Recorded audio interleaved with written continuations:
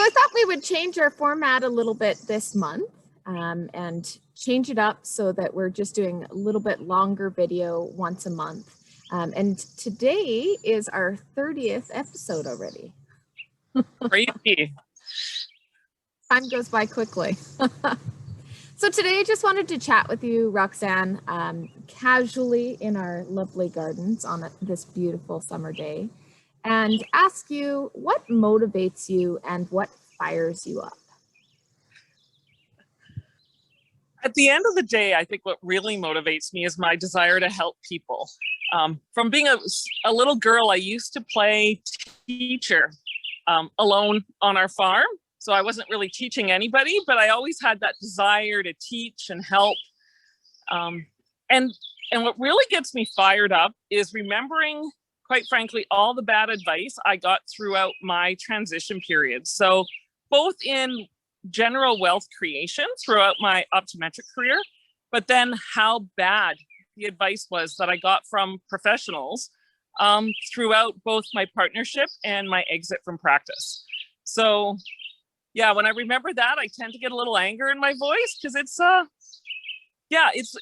really gets me fired up, and I want to make sure that that doesn't happen to other people. Yeah. So, not to put you on the spot, but do you want to say perhaps what the worst piece of advice you ever got? To cancel our whole life insurance policies from a chartered life underwriter designation who, should have really known better. Wow. Yeah, that would definitely be the one that gets me the most angry. Yes, that's fair.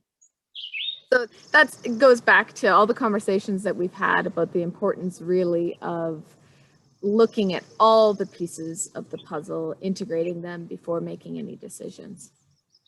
Yeah, really understanding, the decisions you're making, as opposed to, he told us just cancel those. You don't need them anymore. You're self-insured. We were 43. We really weren't self-insured because we have a lot of life left to live. Yeah. Well, and that's another big piece of the puzzle too, is that your insurance needs today are a lot different than they what might be later on in your life, and your insurance needs evolve with life phases. So absolutely. So where are you growing next? So on the business side, we're really enjoying a lot of growth in, what I always called as being a true financial advisor, but a friend of mine described it yesterday as being a financial coach and a business coach.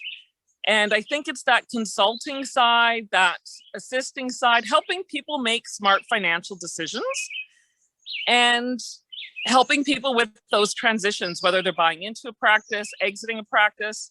And I'm also got, a great household right now that are selling a business completely unrelated to optometry. But in that transition, when you're exiting a business, it really doesn't matter what that business is at the heart. It's about discussing what those next steps are going to be and how are we going to make that wealth last and how are you going to transfer it successfully to the next generation. And like everybody says, we want to limit the tax we pay. So how are we going to manage that successfully? Yeah, and even as I'm hearing you talk, some of that is that the behavioral finance piece of that too, and what it's like once you transition your business, what your next career could be, or what retirement looks like, getting along with your spouse while you're both stuck in the house. Yeah, and we're looking, in some scenarios at what's called ultra high net worth families, and ultra high net worth isn't always perhaps as ultra high net as you might think.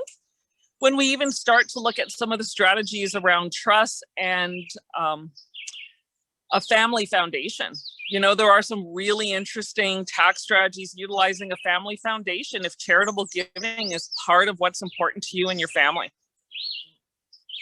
That sounds like really exciting work.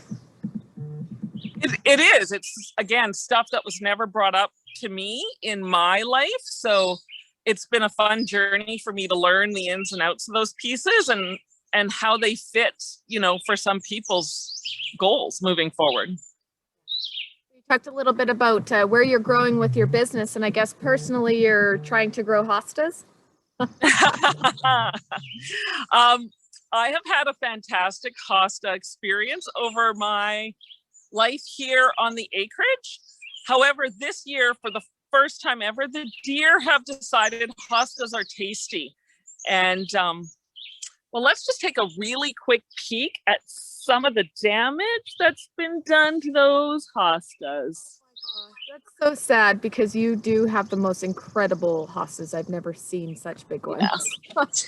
Yeah. So apparently they make delicious deer food. Beggars can't be choosers, I guess.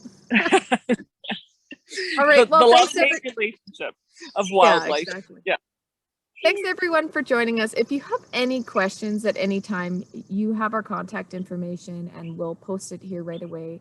You know, Roxanne's got lots of different things on the go, so always happy to answer your questions.